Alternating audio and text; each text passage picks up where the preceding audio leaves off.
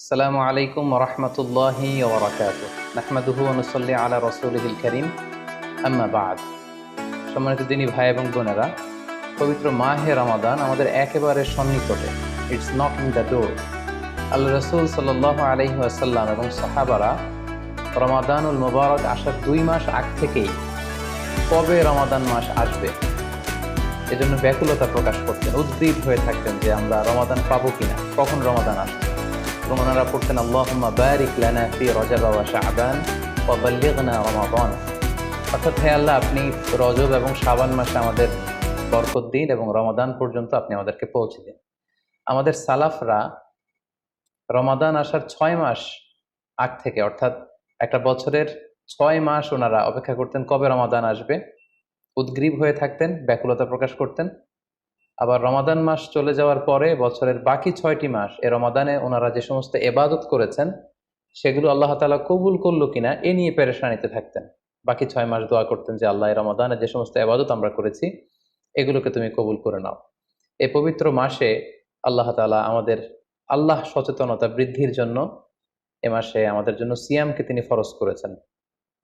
আল্লাহ তাআলা ইরশাদ করছেন, ইয়া আইয়ুহাল্লাযীনা আমানু কুতিবা আলাইকুমুস সিয়াম কামা কুতিবা আলাল্লাযীনা মিন ক্বাবলিকুম লাআল্লাকুম তাত্তাকুন। অর্থাৎ ওহে বিশ্বাসীরা, সিয়ামকে এ রমাদান মাসে তোমাদের জন্য অবধারিত করা হয়েছে, যেমনি ভাবে তোমাদের পূর্ববর্তীদের উপরও এই সিয়ামকে অবধারিত করা হয়েছিল, যাতে করে তোমরা আল্লাহ সচেতন হতে পারো। এই আয়াত থেকে বোঝা গেল এই পুরো রমাদানুল মুবারকে যে আমরা সিয়াম উদযাপন করি বা সিয়াম পালন করি, এই সিয়াম বা রোজা পালনের মূল উদ্দেশ্য বা প্রাইম অবজেক্টিভ হচ্ছে আল্লাহ সচেতন হওয়া। এই সিয়াম আমাদেরকে আল্লাহ সচেতন বানায়। এই সিয়াম আমাদের মধ্যে এই ফিলিংস, এই ভাবনা, এই চিন্তা বা এই চেতনাটা নিয়ে আসে যে আমরা এটা ভাবতে শুরু করি যে Allah is watching me, Allah is observing me, Allah আমাকে দেখছেন।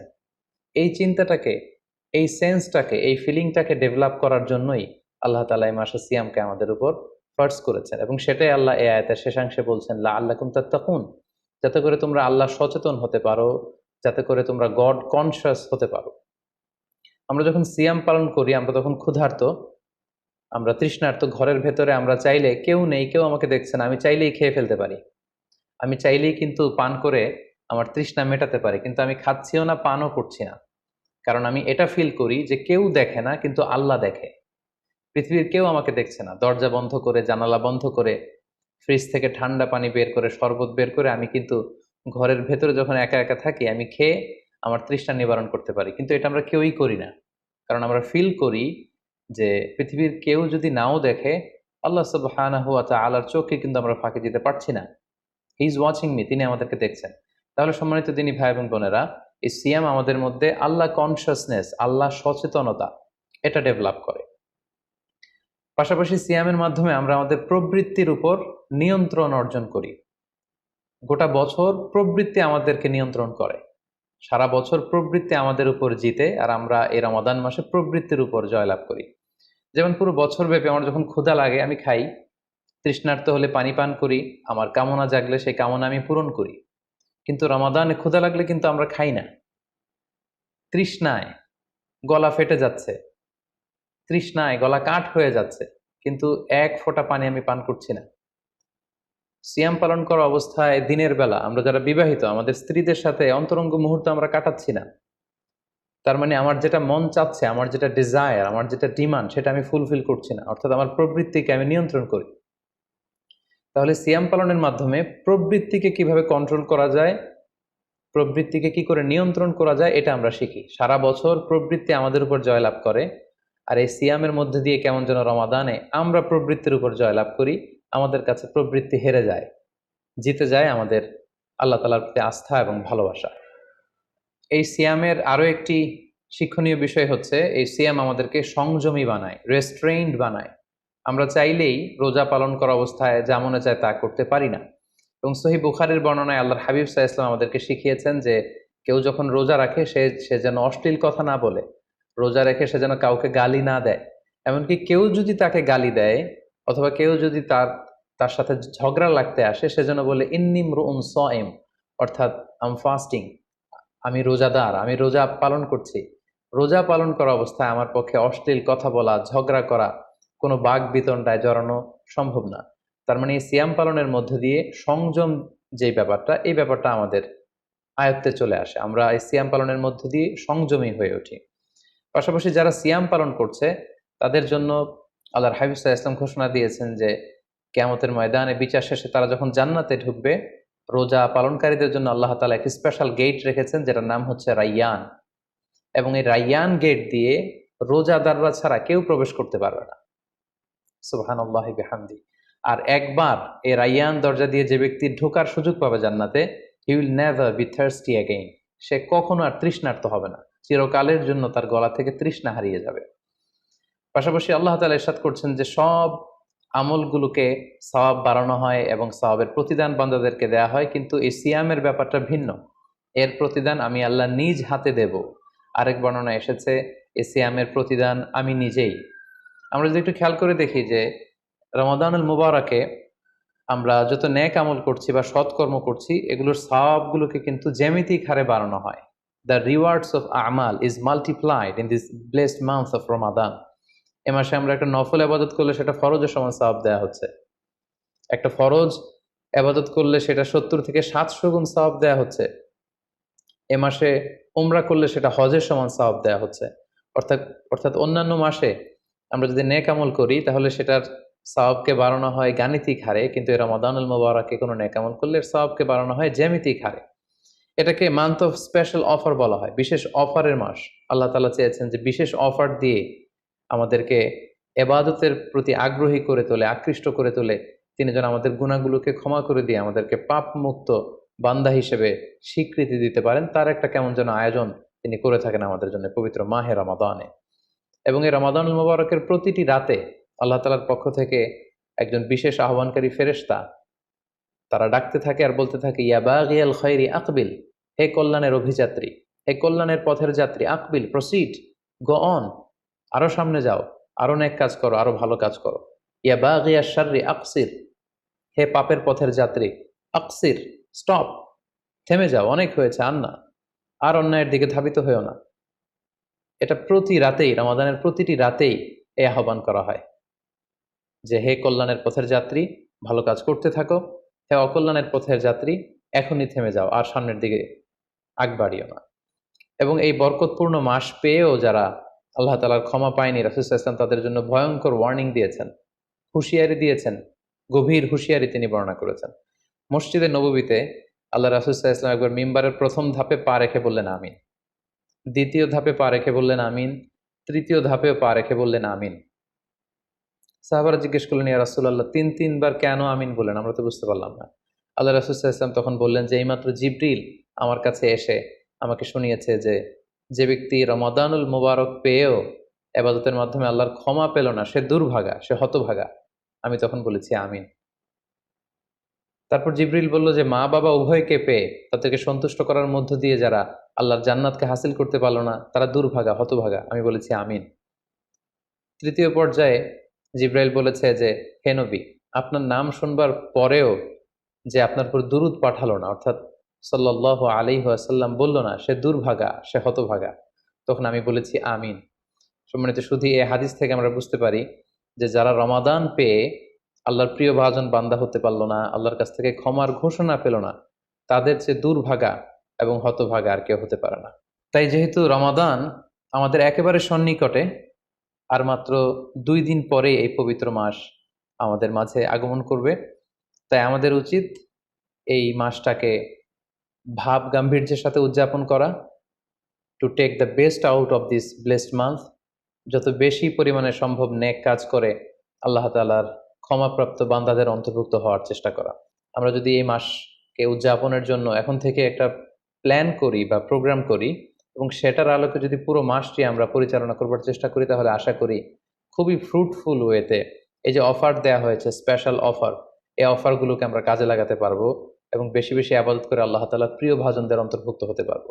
এই পৃথিবীতে আমরা যখন কোনো বিজনেস রান করি, নিশ্চয়ই তার আগে একটা প্ল্যান করি, একটা প্ল্যান সাজাই। বড় কোনো প্রজেক্ট যখন আমরা হাতে নিই, আমরা একটা প্রজেক্ট প্ল্যান দাঁড় করাই এবং সেটার আলোকে আমরা সেই প্রজেক্টটাকে রান করবার চেষ্টা করি। তাই আর যেহেতু মাত্র 2 দিন বাকি, আমরা যদি এখন থেকেই একটি প্ল্যান করি বা একটি পরিকল্পনা সাজাই, হতে পারে এটা লিখিত পরিকল্পনা, কিংবা অ্যাটলিস্ট নিজের সাথে নিজের বোঝাপড়া যে আমি এই কাজগুলো রমাদানে করতে চাই, এগুলো করতে চাই না, ডুজ অ্যান্ড ডোন্টস গুলোকে আমি মেনে চলতে চাই, যেগুলো করা উচিত এগুলো আমি বেশি বেশি করব, যেগুলো থেকে দূরে থাকা উচিত এগুলোর ব্যাপারে আমি সাবধান থাকবো। অ্যাটলিস্ট মনের সাথে মনে একটা বোঝাপড়া অথবা কাগজে লিখে আমাদের একটি পরিকল্পনা করা উচিত। সো এ পর্যায়ে এই রমাদান কেন্দ্রিক আমরা কি ধরনের পরিকল্পনা করতে পারি এবং সেই পরিকল্পনায় কোন কোন বিষয়গুলো স্থান পেতে পারে বলে আমি মনে করি, সেগুলো আপনাদের সাথে সংক্ষিপ্তভাবে শেয়ার করবো ইনশাআল্লাহ। প্ল্যান করার ক্ষেত্রে সর্বপ্রথম যেটা আমি বলবো, প্ল্যান করবার সময় অল্প প্ল্যান করুন এবং সেটা যতটুকু প্ল্যান আপনি করবেন সেটা নিয়মিত করবার চেষ্টা করুন। আমাদের অনেকের মধ্যে এমন একটা ভাব কাজ করে যে যেহেতু এটা অনেক রহমতের মাস, বরকতের মাস, মাগফিরাতের মাস, আবেগে তারা অনেক বেশি প্ল্যান করে ফেলে এবং সেই অনুযায়ী রমাদানের শুরুতেই সারা রাত তাহাজ্জুদ, সারাদিন এবাদত তেলাওয়াত, এরকম 2-4 দিন চলার পরে, কয়েকদিন যাওয়ার পরে সে আবেগটা ঝরে পড়ে, সে আবেগটাকে সে ধরে রাখতে পারে না। কারণ এমন প্ল্যান করা হয়েছিল যেটা রেশনাল ছিল না, যেটা হয়তো যৌক্তিক ছিল না বা বাস্তবসম্মত ছিল না। সো প্ল্যান করার ক্ষেত্রে আমার প্রথম পরামর্শ হচ্ছে অল্প প্ল্যান করুন এবং যতটুকু প্ল্যান করবেন সেটা পুরো রমাদান ব্যাপী, হোল দ্য মান্থ লং আপনি সেটাকে পালন করবার চেষ্টা করুন। কারণ আল্লাহ রাসূল সাল্লাল্লাহু আলাইহি ওয়াসাল্লাম বলেছেন, আহাব্বুল আমালি ইলাল্লাহি আদওয়ামুহা ওয়া ইন কাল্লা। আল্লাহ তাআলার কাছে সবচেয়ে প্রিয় আমল হচ্ছে সেটা যেটা মানুষ নিয়মিত করে, যেটা বান্দা রেগুলার বেসিসে করে, যদিও এটা পরিমাণে কম হয়। সো আপনি পরিমাণে যদি কমও করেন, সেটা যদি পুরো রমাদান মাস ব্যাপী একই ধারাবাহিকতায় আপনি ইবাদত করেন, তেলাওয়াত করেন, তাহাজ্জুদ পড়েন, জিকির আজকার করেন, সাদাকা করেন, দান করেন, এটার যদি একটা ধারাবাহিকতা থাকে, সেই ইবাদতটা আল্লাহ তাআলার কাছে বেশি প্রিয়। তাই প্ল্যানের ক্ষেত্রে আমার সর্বপ্রথম পরামর্শ হচ্ছে অল্প প্ল্যান করুন, স্বল্প পরিসরে প্ল্যান করুন, হাতে গোনা অল্প কয়েকটি বিষয়ের ব্যাপারে আপনি কনসার্নড হন এবং যতটুকু প্ল্যান করেছেন ততটুকু নিয়মিত বাস্তবায়ন করুন। প্ল্যানের ক্ষেত্রে সর্বপ্রথম যেটা আমি বলতে চাই সেটা হচ্ছে পুরো রমাদান মাসে সালাতের ব্যাপারে আমাদেরকে সর্বপ্রথম বেশি সচেতন থাকতে হবে। It's mandatory. 5 ওয়াক্ত সালাত যেন আমরা জামাতের সাথে আদায় করতে পারি, এই বিষয়টা খেয়াল রাখতে হবে। কোনো কারণে যদি জামাত ছুটেও যায়, কাজা যেন না হয়ে যায়। কারণ আমাদের যদি জামাত ছুটে যায়, সালাত যদি কাজা হয়ে যায়, তাহলে আপনার প্রোডাক্টিভিটি কমে যাবে। সো প্ল্যানের ক্ষেত্রে এখন থেকে আমাদের এটা মাথায় রাখতে হবে যে পুরো রমাদান জুড়ে আমরা 5 ওয়াক্ত সালাত জামাতের সাথে আদায় করব। কোনো কারণে জামাত যদি ছুটেও যায়, কোনো নামাজ যেন আমার কাজা না হয়ে যায়, এ ব্যাপারে আমরা সচেতন থাকবার চেষ্টা করব। 3 নম্বরে হচ্ছে কোরআন তেলাওয়াত করা। যেহেতু রমাদানুল মুবারক, এটা কোরআন নাজিলের মাস। আল্লাহ তাআলা বলছেন, শাহরু রমাদান আল্লাযী উনজিলা ফীহিল কুরআন। রমাদান তো এমন মাস যে মাসে আল্লাহ তাআলা কোরআন নাজিল করেছেন। সো এটা কোরআনকে উদযাপনের মাস, কোরআনের সাথে নতুন করে সম্পর্ক গড়বার মাস, বেশি বেশি কোরআন তেলাওয়াত করবার মাস। নফল ইবাদতের যে লিস্ট আছে তার মধ্যে সবচেয়ে শ্রেষ্ঠ নফল ইবাদত হচ্ছে কোরআন তেলাওয়াত করা এবং সেটার মোক্ষম সময় হচ্ছে রমাদানুল মুবারক। আমরা প্রত্যেকেই জানি যে এই মাসে তেলাওয়াত করার যে একটা আবহ, যে একটা ইমেজ, যে একটা পরিবেশ এবং যেরকম একটা মজা পাওয়া যায়, বছরের অন্য কোনো মাসে কিন্তু ওই ফিলিংটা আমাদের আসে না। সো এই সুযোগটাকে আমাদের কাজে লাগানো, আমরা যেন প্রতিদিন কোরআনের তেলাওয়াত করি এবং তেলাওয়াত করার ক্ষেত্রে অবশ্যই ধীরস্থিরভাবে তেলাওয়াত করতে হবে। আমরা অনেকে তাড়াহুড়ো করে তেলাওয়াত করি। হাদিসে এসেছে, রুব্বা কারিন লিল কোরআন ওয়াল কোরআন ইয়ালআনু। কোরআনের অনেক তেলাওয়াতকারী আছে যাদেরকে কোরআন রহমত দেওয়ার পরিবর্তে লাআনত দেয়, কার্ডস করে, অভিসম্পাত করে। তাই তাড়াহুড়ো করে আমরা যেন কোরআন তেলাওয়াত না করি। রমাদান আসলেই দেখা যায় কিছু কিছু মানুষ কোরআন খতম করবার জন্য উঠে পড়ে লাগে। কেউ 5 খতম, 7 খতম, 10 খতম দেওয়ার জন্য প্রতিযোগিতা করে খতম দেয়, ফলে খুব দ্রুত তারা কোরআন তেলাওয়াত করে। এটা ঠিক না। খতম দেওয়ার জন্য উঠে পড়ে লাগা উচিত হবে না, বরং আপনি ধীরস্থিরভাবে তেলাওয়াত করুন। সেই হিসেবে শুরু থেকে শেষ পর্যন্ত একবার করে যদি আপনি 1 খতম দিতেও পারেন সেটা ভালো, আর দিতে না পারলেও আপনি ধীরস্থিরভাবে তেলাওয়াত করে সেটার সওয়াব আপনি ইনশাল্লাহ পাবেন। তাহলে তেলাওয়াত করার ক্ষেত্রে প্রথম রিমাইন্ডার হচ্ছে তাড়াহুড়ো করে তেলাওয়াত করা যাবে না। 2 নম্বর হচ্ছে যদি সুযোগ হয় অর্থ বুঝে তেলাওয়াত করা। আমরা কয়েকটা সূরা স্পেসিফাই করতে পারি যে এই রমাদানে আমি এই সূরাটা পড়ব, এই রমাদানে এই সূরার শুরু থেকে শেষ পর্যন্ত এর মর্মার্থ, এর বঙ্গানুবাদ, এর যে শিক্ষা লেসন, এটা আমি জানবার চেষ্টা করব। সম্মানিত দিনী ভাই এবং বোনেরা, কোরআন হচ্ছে এমন একটি কিতাব, যারাই এই কোরআনের সাথে সম্পর্ক জুড়ে দিয়েছে, যারাই এই কোরআনকে হৃদয়ে ধারণ করেছে, তারাই সম্মানিত হয়েছে। একটু খেয়াল করে দেখুন, সাইয়েদনা জিবরিল আলাইহিস সালাম, উনি কোরআন নিয়ে আসমান থেকে পৃথিবীতে নেমেছিলেন। কোরআনকে নিয়ে আসার কারণে উনি হয়েছেন শ্রেষ্ঠ ফেরেশতা। আল্লাহ রাসূল সাল্লাল্লাহু আলাইহি ওয়াসাল্লামের উপর কোরআন নাজিল হয়েছিল, তাই তিনি হয়েছেন শ্রেষ্ঠ রাসূল। এই রমাদান মাসে কোরআন নাজিল হয়েছে, তাই রমাদান মাস হচ্ছে 12টা মাসের শ্রেষ্ঠ মাস, সাইয়্যিদুশ শুহুর। কদরের রাতে এই কোরআন নাজিল হয়েছিল, তাই কদরের রাত হচ্ছে পৃথিবীর শ্রেষ্ঠ রাত। আমরা উম্মতে মুহাম্মাদী, আমাদের উপর কোরআন নাজিল হয়েছে, তাই আমরা হয়েছি খায়রু উম্মাহ, শ্রেষ্ঠ জাতি। আমাদের মধ্য থেকেও যারা কোরআনের সাথে অ্যাটাচমেন্টকে বাড়াবে, কোরআনকে যারা ধারণ করবে, তারা হবে পৃথিবীর শ্রেষ্ঠতম মানুষ। তাই আসুন কোরআন উদযাপনের এই মাসে আমরা যেন বেশি বেশি কোরআনের সাথে সম্পর্ককে নতুন করে আবার নবায়ন করি। 4 নাম্বার যেই ব্যাপারটি আমি প্ল্যানে বা পরিকল্পনায় রাখার চেষ্টা করব, সেটা হচ্ছে খুব বেশি খাবার দাবার বা কেনাকাটা এগুলোর ব্যাপারে আমাদেরকে একটু সাবধান থাকতে হবে। আমরা অনেকে মনে করে থেকে রমাদান মানেই মুখরোচক ইফতারি, ইফতার পার্টিতে জয়েন করা, উদরপূর্তি করে সাহারি খাওয়া, শপিং করা এবং কেনাকাটায় ব্যস্ত থাকা। আসলে ব্যাপারটি এমন নয়, কারণ আমরা জানতে পেরেছি যে এটা হচ্ছে বরকতের মাস, এটা অফারের মাস। নফল ইবাদতে ফরজের সমান সওয়াব, ফরজ করলে 700 গুণ সওয়াব, নফল উমরা করলে হজের সমান সওয়াব। সো এটা হচ্ছে মৌসুমুল ইবাদা, ইবাদতের মৌসুম।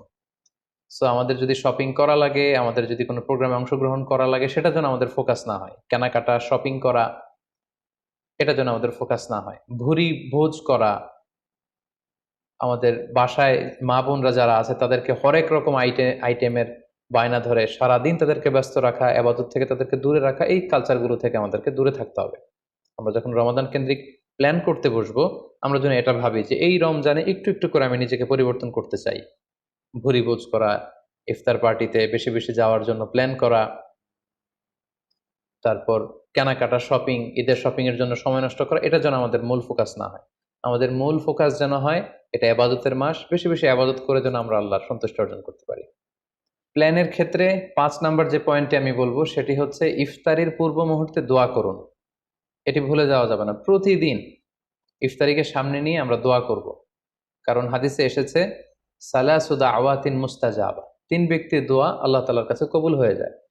এই দোয়া আল্লাহ কখনো ফিরিয়ে দেন না। এর মধ্যে একটা দোয়া হচ্ছে দাওয়াতুস সাইম, রোজাদারের দোয়া আল্লাহ কখনো ফিরিয়ে দেন না। দাওয়াতুস সাইমি মাকবুল, এটা আল্লাহর কাছে কবুল হয়ে যায়। ঠিক ওই মুহূর্তটাতে আল্লাহ তাআলার সফট কর্নার খুব বেশি গ্রো করে, আল্লাহর রহমতের দরিয়ার মধ্যে একটা অভাবনীয় জোশ পড়ে যায়।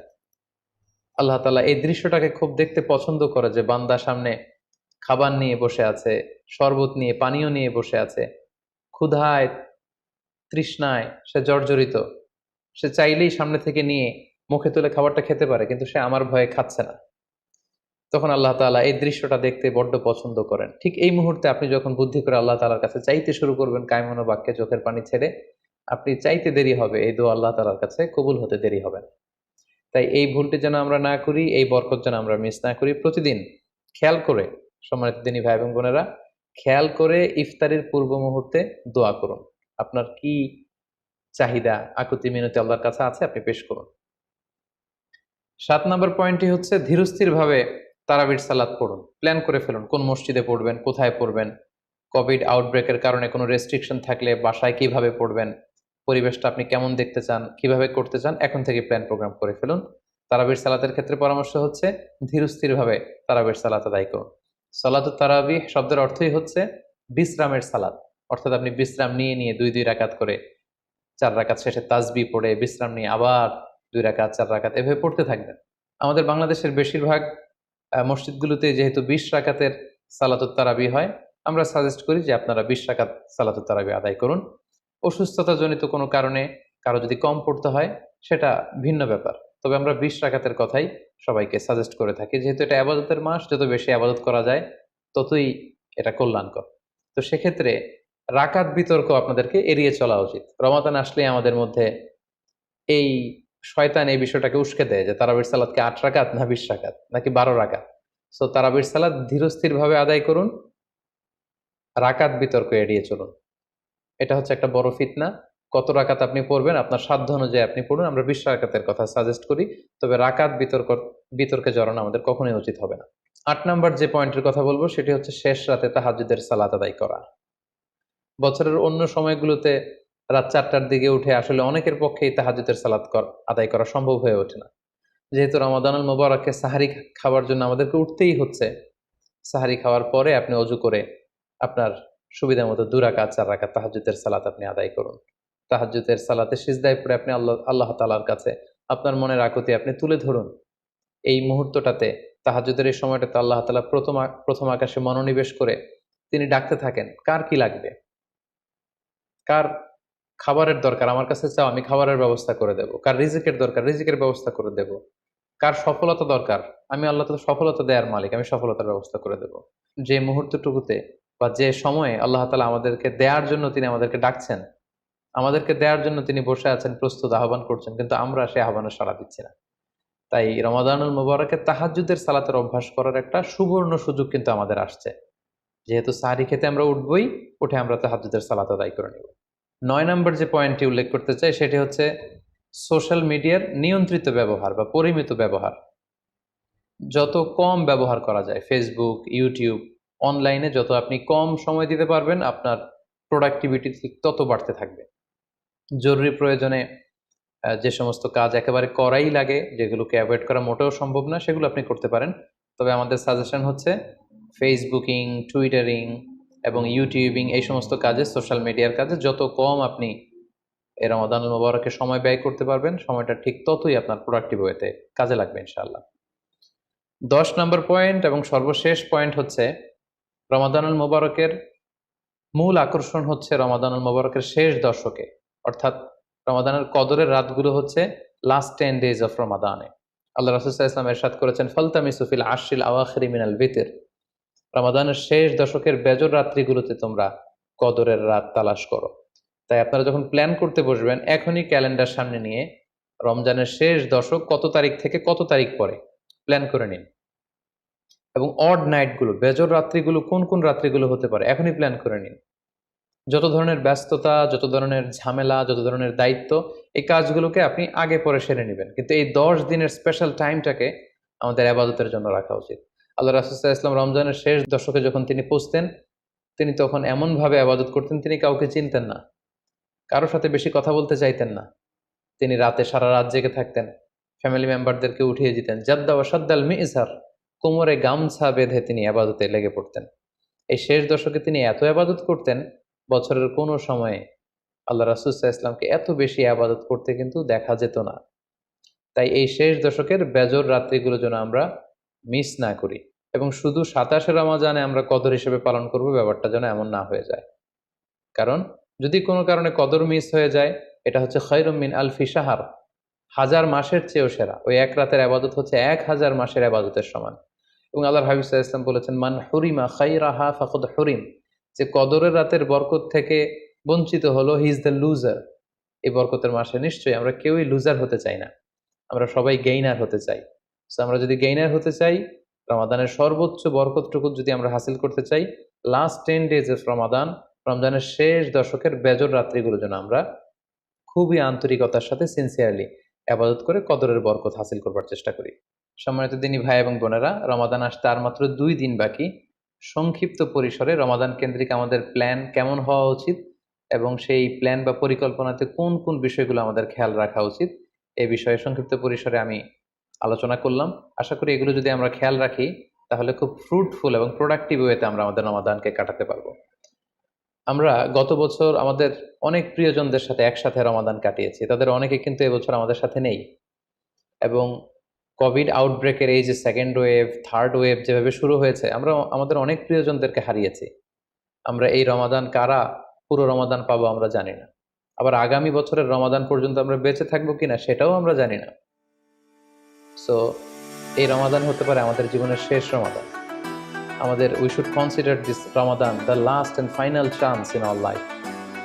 আমাদের এভাবে চিন্তা করা উচিত যে হতে পারে এটা আমার জীবনের শেষ রমাদান, তাই আমার গুনাহ মাফের একটা সুবর্ণ সুযোগ হচ্ছে এ রমাদান মাস। তাই এই মাসের সর্বোচ্চ বরকতটুকু হাসিল করার জন্য আমরা যেন বুদ্ধিমানের পরিচয় দিই, আমরা যেন বেশি বেশি ইবাদত করে আল্লাহ তাআলার প্রিয় ভাজনদের অন্তর্ভুক্ত হতে পারি। সম্মানিত শুধু কোভিড আউটব্রেক গোটা বিশ্বব্যাপী ছড়িয়ে পড়েছে, বিশেষ করে বাংলাদেশে সেকেন্ড ওয়েভের কবলে পড়ে আমরা আমাদের অনেক প্রিয়জনদেরকে হারিয়েছি। সো আসুন আমরা সাবধানে জীবনযাপন করি, বি সেফ। যেখানে থাকুন আপনারা সাবধানে থাকুন, সেফ থাকুন, এবং অবশ্যই ঘরের বাইরে যখন বেরোবেন মাস্ক পরে বেরোবেন। হ্যাভ এ গ্রেট রমাদান। আসসালামু আলাইকুম ওয়া রাহমাতুল্লাহি ওয়া বারাকাতুহু।